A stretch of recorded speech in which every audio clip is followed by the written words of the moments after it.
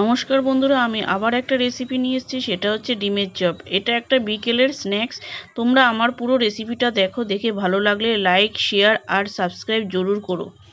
এই দেখো, আমি 4টে ডিম নিয়ে নিয়েছি আর 4টে আলু নিয়ে নিয়েছি। আলুটা সিদ্ধ করে নিয়েছি আর ডিমগুলোও সিদ্ধ করে নিয়েছি। আর এখানে দেখো, পেঁয়াজ কুচি নিয়েছি, রসুন কুচি নিয়েছি, আদা কুচি নিয়েছি আর কাঁচা লঙ্কা কুচি। এই যে ডিমগুলো দেখছো না, এই ডিমগুলোকে আমি অর্ধেক করে নেবো। এই দেখো, আমার কড়াইটা গরম হয়ে গেছে। এবার আমি কড়াইটার মধ্যে তেল ঢেলে দেব।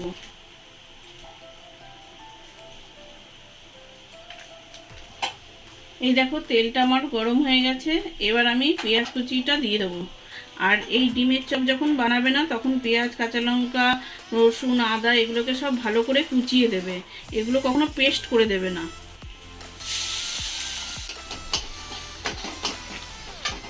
এখন আমি আদা কুচি আর রসুন কুচি আর কাঁচা লঙ্কা কুচিটা দিয়ে দেবো। আদা কুচি, রসুন কুচি আর কাঁচা লঙ্কা কুচি এটা দিয়ে একটুখানি গোল্ডেন কালার করে নেব, একটু ভেজে। এবার আমি এটাকে একটু ভাজা ভাজা করে নেব। এই দেখো, এগুলো একটু ভাজা ভাজা হয়ে গেছে। এবার আমি হাফ চামচ হলুদের গুঁড়ো, হাফ চামচ লঙ্কার গুঁড়ো, হাফ চামচ জিরের গুঁড়ো দিয়ে দিলাম। এবার এটাকে নাড়াচাড়া করে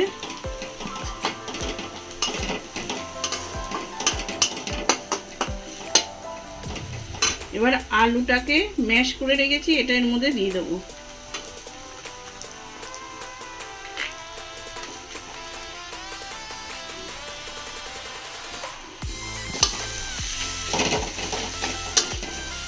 এই দেখো, এবার এটাকে নাড়াচাড়া করে এবার এর মধ্যে আমি নুন দেব স্বাদ অনুযায়ী। স্বাদ অনুযায়ী নুন দিয়ে দিলাম। হাফ চামচ গরম মশলা দিয়ে দিলাম।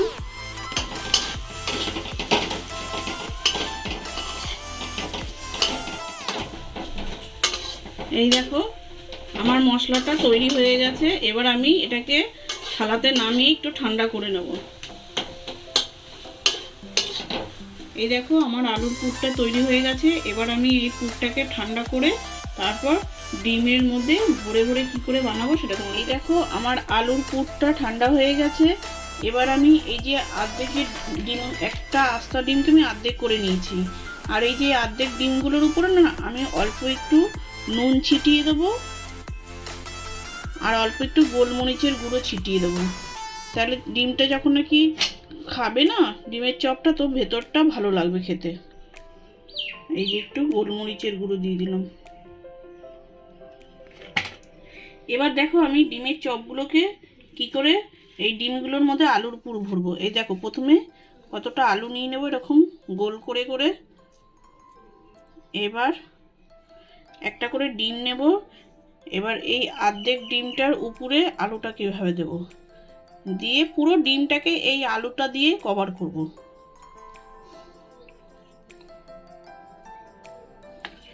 এই ডিমটা দিয়ে আলুটা দিয়ে যখন কভার করব না, তখন এর শেপটা ঠিক ডিমের মতনই, একটা আস্ত পুরো ডিমের মতনই হয়ে যাবে।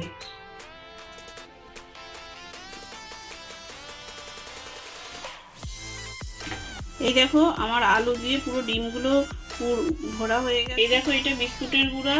এটার মধ্যে আমি স্বাদ অনুযায়ী নুন দেব।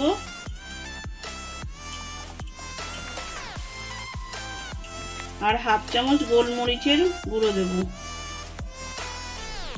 এই দেখো, আমি ডিমের মধ্যে পুরগুলো সব ভরে নিয়েছি।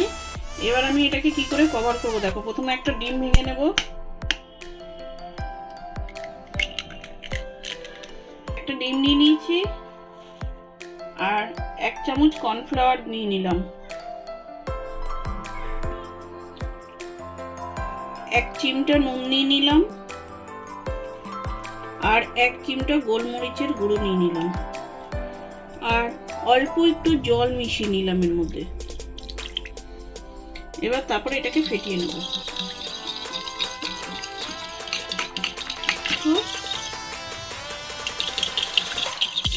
গোলাটা হয়ে গেছে।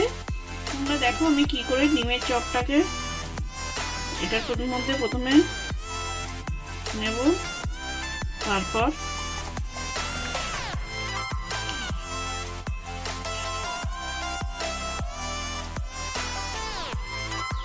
কভার করব। এটাকে একবারও করা যায়, দুবারও করা যায়, আমি দুবার করব। তাহলে কি হবে বলো তো, তাহলে কোটটা ভালো হবে, ভাজার পরে কোটটা খেতে ভালো লাগবে দুবারা করলে।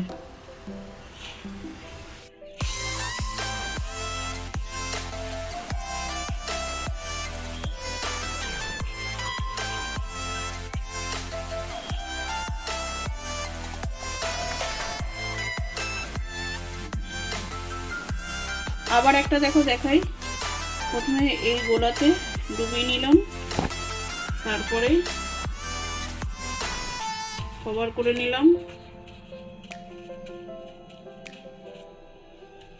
তারপর আরো একবার কভার করে নিলাম।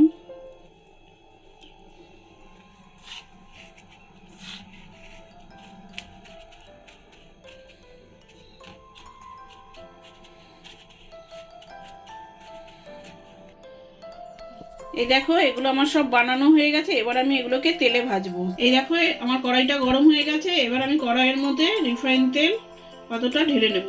এই দেখো আমার তেলটা গরম হয়ে গেছে, এই তেলটা খুব গরম করে নেবে। গরম করে যখন তেলটা খুব গরম হয়ে যাবে, চপগুলোকে ছেড়ে দিয়ে তারপরে গ্যাসের আঁচটা একটু কম করে নেবে।